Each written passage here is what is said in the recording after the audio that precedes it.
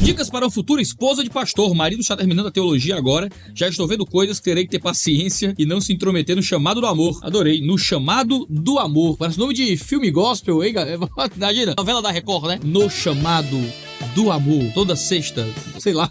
Vai querer dizer no chamado do marido, né? O marido tem um chamado. Tá, como esposa de pastor, o que é que você pode ir atrás aí? Como é que você se prepara como esposa de pastor? Eu devia perguntar pra minha esposa, né? Você fala com a esposa de pastor. Mas tem muita coisa. Você vai ter que entender que ele vai sacrificar parte do tempo dele com a família pelo serviço da igreja, não tem pra onde ir, tá? É o trabalho dele, é um tipo de trabalho que vai roubar muito do emocional dele, muito do tempo dele, muito da cabeça dele. Você tem que ser uma balizadora pra ele, ajudar ele a não enlouquecer. Maridos que são pastores, geralmente eles não precisam de desafios em casa. Então tem mulher que acha que tem que desafiar o marido, né? Tem que estar desafiando o marido pra ele poder... Cara, seu marido precisa de paz em casa. Tô falando da minha experiência, tô falando por mim e talvez por alguns colegas pastores. Talvez seu marido seja completamente diferente. Mas, cara, um lar ordeiro e pacífico é tudo que o marido precisa. Entenda que você não é pastora, você é esposa de pastor, seu grande ministério é cuidar do seu marido. E cuidando bem do seu marido, você cuida bem da igreja. Porque você dá pra igreja um marido melhor, mais descansado, mais tranquilo e tal. Ajude seu marido moralmente, né? Esteja lá pra garantir que ele esteja com o coração no lugar certo, que ele esteja amando as coisas certas. Isso é o que uma esposa, né, faz. Apontar ele pra Cristo Jesus como auxiliador idôneo o tempo todo. Se intrometer no chamado do amor. Tô pensando aqui, né?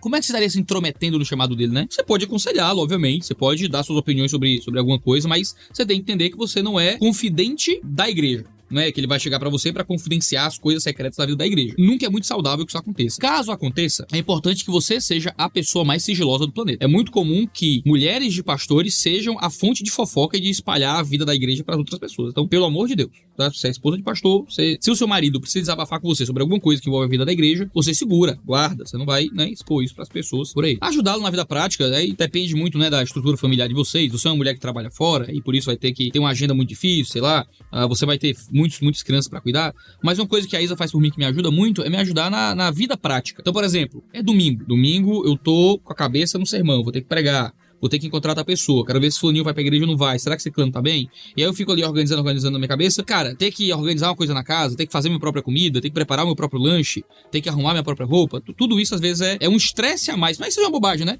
De segunda a sexta-feira, às vezes é muito fácil eu passar minha própria blusa, né? Uma camisa social pra ir pra igreja, sei lá. Ou se eu precisar fazer o meu próprio café da manhã, por algum motivo, aí já tá cuidando do Bernardo e da Catarina, dos nossos filhos. Coitada, acordou de madrugada e não quis me acordar, cuidou ali do Bernardo. E aí eu acordo mais cedo, eu faço minha própria comida, pelo amor de Deus, normal. Por mais que minha mulher seja uma esposa que tá integralmente em casa. Quando a gente fala do domingo, ou de dias mais específicos de serviço na igreja, a cabeça tá em todo lugar. Às vezes, ser ajudado, né, fisicamente é uma coisa muito útil. Uma coisa que eu devo fazer, por exemplo, é passar a camiseta social. Se a Manaim, se minha igreja me obrigasse a usar blusa social, terno e gravata, todo domingo ia ser, ai meu Deus do céu, um inferninho, né? Minha igreja, graças a Deus, permite que eu me vista de forma um pouco mais natural, né? Às vezes eu prego assim, prego de Insider, né? Essa aqui é uma camiseta da Insider, né? E muitas vezes eu prego usando camiseta da Insider mesmo. A Insider patrocina aqui o nosso canal, vocês sabem disso. Eu nem tô fazendo público agora, neste momento. Mas é assim, essa camiseta que eu estou usando neste momento, estou usando a camiseta que eu uso no domingo. Prego na igreja de Insider, acho uma delícia, mas não só acho o tecido muito bom, eu não preciso passar. Isso pra mim é inacreditável, assim. Eu posso usar uma camiseta básica, que ela tem um tecido que desamassa no meu corpo, aí eu não preciso passar nada da Insider. Então,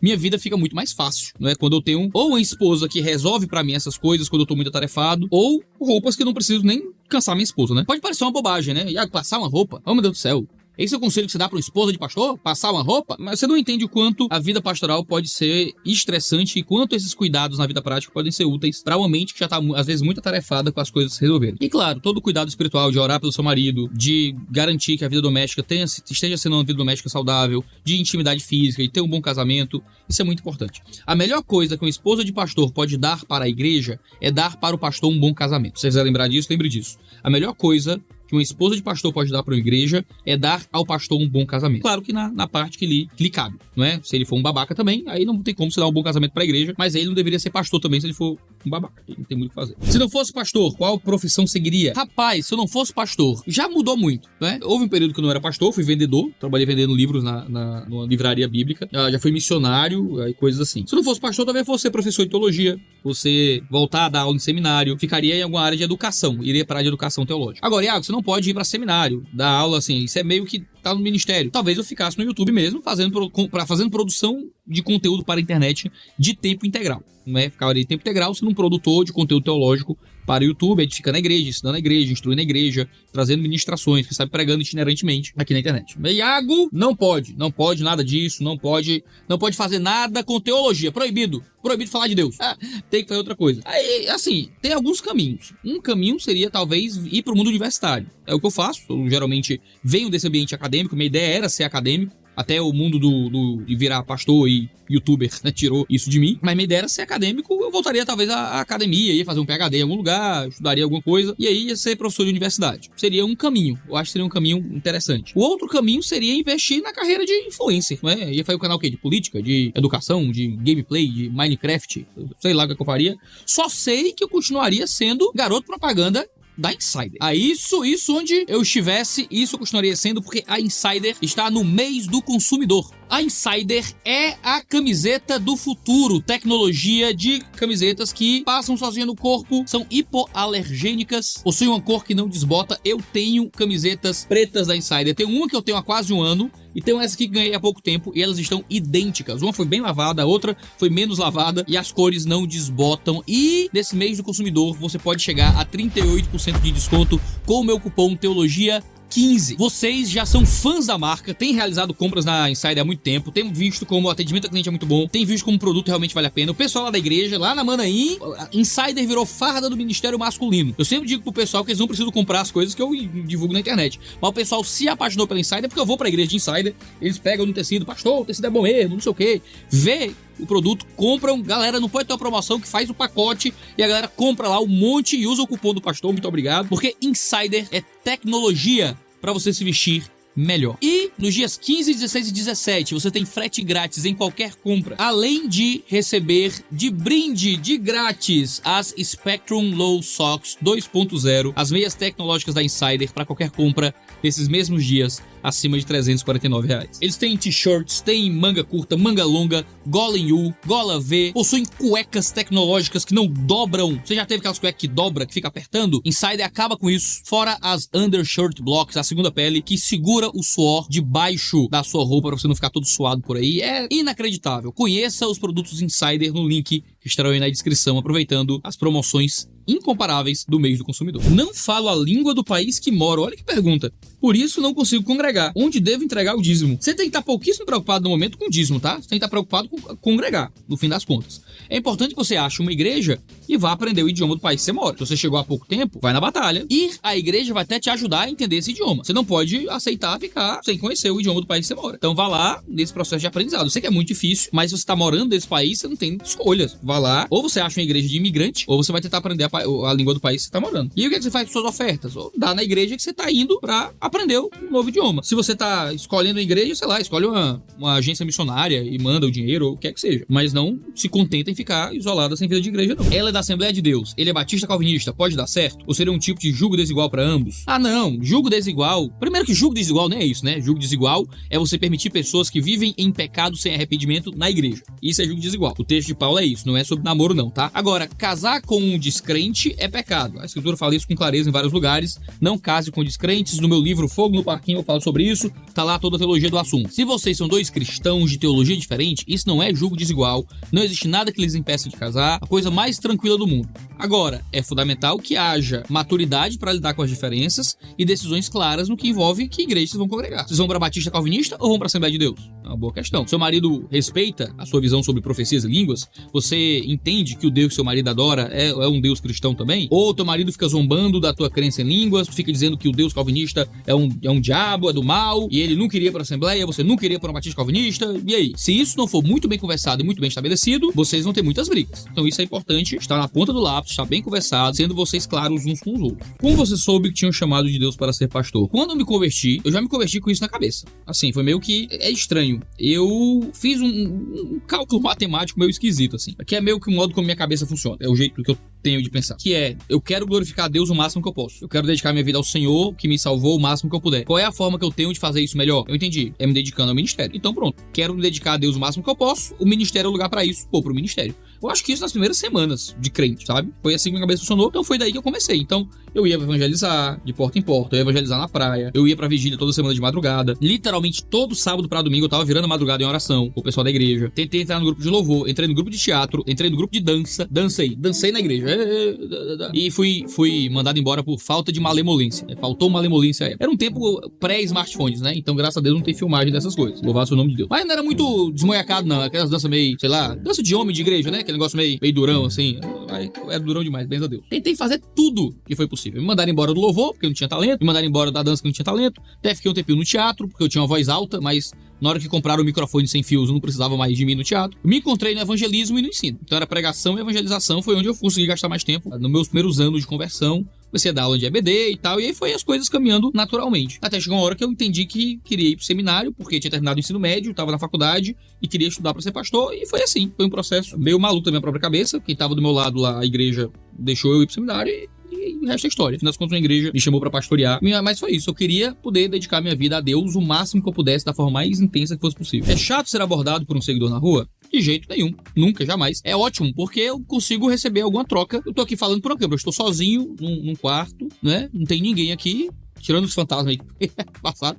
Mas tô falando pra uma câmera, né? E imagino que tem pessoas dentro desse quadradinho aqui que me filma. Mas aí quando alguém fala comigo na rua, eu conheço parte das pessoas que me ouvem. Existem situações que são chatas, não é? Às vezes eu tô com minha filha chorando, meu bebê tá chorando, é uma situação meio caótica ali, de alguma coisa. Aí alguém tira, às vezes falta sensibilidade. A criança tá virando um giraia aqui na minha mão. Ei, pastor Iago, podemos tirar uma foto? Eu digo, opa, podemos sim. E tal, e é um negócio meio, às vezes, tudo bem, né? Mas às vezes as pessoas não têm muita sensibilidade pra esse tipo de situação. Mas tirando a coisa mais ou menos assim, me irrita quem quer discutir teologia. A pessoa me encontra no shopping e diz, pastor Iago, o que é que você pensa sobre o milênio? Pastor Iago, você viu a treta do ciclaninho? Eu digo, cara, não é hora pra isso, né? E me espanta quem fica me filmando de longe. E isso pra mim é coisa de maluco, isso é coisa de doido.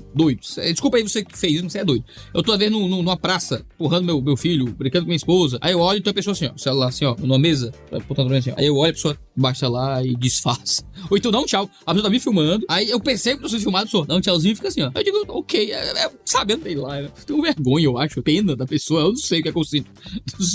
Mas assim, ser abordado por um ser humano que provavelmente não tá precisando de apoio psiquiátrico, que diz, pastor Iago e tal, que legal, lhe vem por aqui, a gente pode tirar uma selfie, blá blá blá, conta uma historinha, um testemunho, uma coisa rápida ali, tira uma selfie, a gente se cumprimenta. Pô, eu acho da hora, eu acho muito legal. Tenho problema nenhum com isso, gosto, e qualquer pessoa que produz conteúdo que edifica as pessoas gosta desse tipo de coisa. Só é estranho quando tem muito doido no mundo, né? Então, quando os doidos aparecem na vida real, é meio esquisito. Eu não seja um esquisito, seja uma pessoa normal que tá tudo certo. Meu marido é duro de coração, mas o vi ouvindo você. Convido pra ir na sua igreja? Que legal. Convida, aparece lá. Vai que, né? Se ele, por algum motivo, se sentiu atraído pelo jeito que a gente coloca as coisas, criou algum tipo de confiança e tal, aparece lá com ele. Quem sabe ele ouve ali o evangelho ser pregado e o evangelho entra no coração dele. Pra mim, eu fico muito feliz. Eu gosto muito de ver as pessoas tendo essa abertura no coração pro evangelho quando a gente prega e tal. E claro, isso é a atuação do Espírito Santo. Deus possa abençoar seu marido. Casamento sem sexo está fadado ao fracasso? Está. Tá? Vai acabar. Casamento sem sexo. A não ser que tá falando o quê? De gente doente. Minha mulher tem endometriose e tá muito doente. A gente não faz sexo vaginal. Tem que fazer outras coisas. Ou minha mulher tá acamada. Ok. Tá. Agora você tá falando no sentido de há uma ruptura. A gente não se dá bem. Minha mulher não quer transar. Meu marido não quer transar. E ninguém quer resolver isso. Esse casamento vai acabar. Pura e simplesmente. Não tem pra onde ir. Sinto muito. Você passa mais de 3 horas sentado no escritório. A coluna não chora, não. Cara, a minha coluna que chorava mais antes de eu fazer academia. Agora que eu faço academia, a coluna não chora mais. Porque eu treino costa, tenho musculatura nas costas pra segurar minha coluna. Façam academia. Vocês são nerds que ficam muito tempo no escritório, façam academia, vocês vão ter uma qualidade de vida muito melhor. Eu não sinto a dor nas costas, assim, de, sentada, posição, meses, faz uns 2 anos que eu não sinto nada nas costas.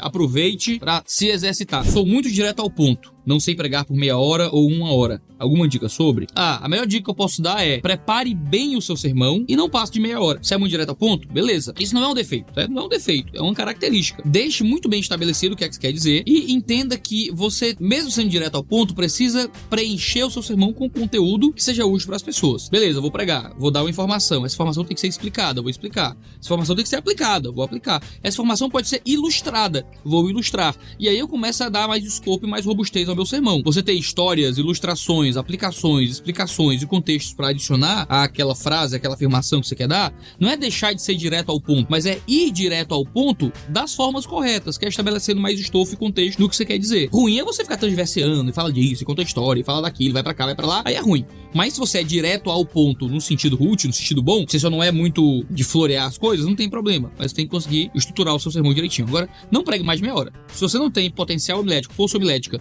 pra falar mais de 30 minutos, fale 30 minutos e pregue 30 minutos. Às vezes a gente acha que quanto maior o sermão, mais poderoso é o pastor, né? Melhor vai ser. Cara, eu sempre aconselho, e eu aprendi esse conselho do Emílio Garófalo, fique 30 minutos. Se você não... Um sermão de 30 minutos no domingo, que às vezes as pessoas sentem, poderia ter sido mais, é muito melhor do que um sermão de 50 minutos, que as pessoas pensam, égua, poderia ter sido menos. Então vai nos 30, até você ir alcançando mais potencial homilético pra pregar mais, caso qualquer coisa. Tanta pergunta sobre o Anderson Silva, que eu tô tentando pular essas perguntas. Eu tô tentando, vocês que me conhecem aqui, que acompanham aqui o canal, sabem que eu estou tentando fugir de certas polêmicas e loucuras. Mas a quantidade de perguntas sobre o Anderson Silva, você viu o Anderson Silva? Você viu que ele se arrependeu do bolsonarismo? Viu que ele fez um vídeo falando que tá arrependido de ser bolsonarista? Será que ele leu Religião do Bolsonarismo? Será que o Anderson Silva tá arrependido de verdade ou não tá arrependido de verdade? E assim, gente, pelo amor de Deus, né? Demorou isso tudo pro caba perceber o que tava fazendo de errado, demorou isso tudo. E assim, eu não... Bom, eu julgo o coração dele aí. Eu lembro que quando eu acusava essas coisas, ele tava lá do outro lado defendendo, né? Defendendo os bolsonaristas e tal. Eu era o inimigo. Escreveu Religião do Bolsonarismo, pronto, virei inimigo dele também. Mas é agora, né? Agora voltou atrás, né? Demorou pra ver o que a gente tá acusando há um tempão. Mas é melhor se arrepender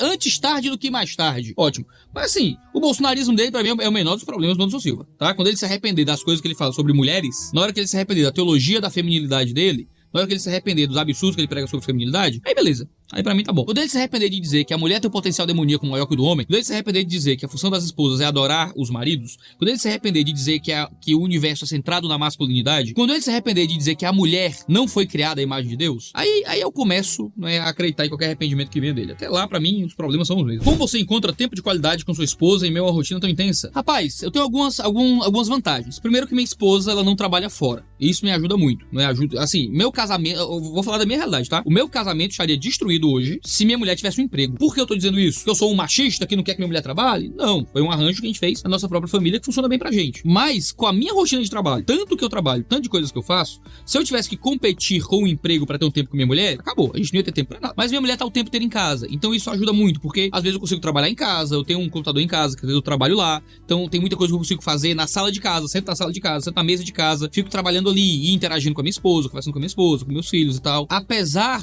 da minha rotina de trabalho muito intensa, faço coisas com minha esposa, então eu vou pra academia com a minha esposa, eu faço questão de deixar a minha esposa dirigindo nos cantos, então sempre sou eu que dirijo pra família, tento organizar pra ter tempo com a minha família. Eu faz tempo que eu não tenho um dia de folga, eu sempre peco no dia de folga, eu queria conseguir ter dia de folga, mas quando eu tenho um dia de folga da igreja, eu vou fazer outras coisas, vou escrever, vou gravar vídeo, e aí faz parte da vida que eu escolhi pra mim. Mas eu sempre tento, não é, todos os dias ter um período ali que eu consigo estar com meus filhos, estar com minha família, estar com minha esposa, pra poder tudo dar certo. A gente vai tentando. Graças a Deus, Deus nos deu um casamento sólido, apesar dos meus próprios erros com relação ao quanto eu trabalho, quanto eu me esforço. E aí, assim, às vezes eu tiro o bom tempo dedicado ali pra estar com minha esposa, estar com meus filhos, estar com minha família, pra poder... Sou eu que deixo e pego minha filha na escola quase todo dia, então tenho um tempinho ali com minha filha. Fico sempre um pouquinho com o Bernardo. Eu e a Isa, sempre no fim da noite, a gente tá junto, eu sempre almoço em casa, todos os dias almoço em casa, então tenho tempo ali com a família. Sempre tô lanchinho da tarde. O meu escritório é perto da minha casa também, então sempre fico indo e vindo. Eu tô sempre trabalhando, mas eu também tô sempre meio que por casa ali, né? Então, funciona.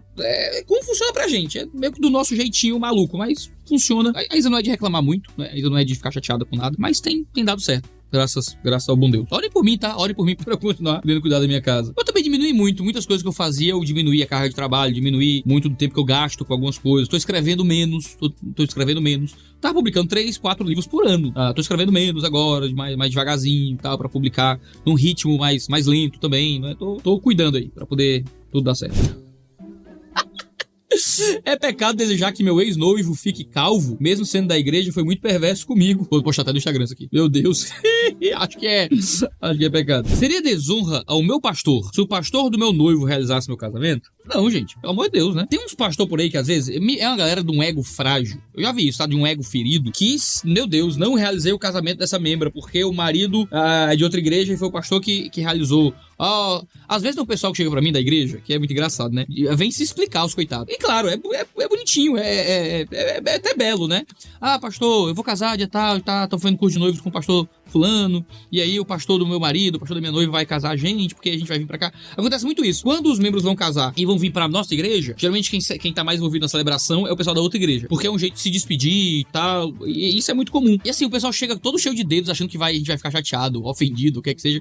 Eu fico me perguntando de que igreja esse pessoal era, né? Que tipo de pastor esse pessoal tinha? Porque o pastor ficava ofendido, chateado, porque não foi quem celebrou. Ah, meu irmão, é muita quinta série cá entre nós. É não, filho, não é desonra não, pelo amor de Deus. Agora, se você acha que seu pastor vai ficar triste, você não quer que seu pastor fique triste, aí você chama ele pra fazer uma oração no final, pra fazer só a parte de bênção, fazer a entrada das alianças. Na nossa igreja tem 4 pastores, né? Hoje somos 4 pastores remunerados, somos 12 presbíteros no total. Acontece muito de 3 pastores, 2 pastores realizarem o mesmo casamento. Um prega, o outro faz os votos, um prega, o outro faz votos, o outro ora no final. A galera gosta de participar, acha legal ter os pastores lá e tal. E a gente também tá aí pra fazer a vontade dos irmãos também, uma celebração, uma festa, a gente tá aí pra curtir, ficar feliz, não pra dar trabalho.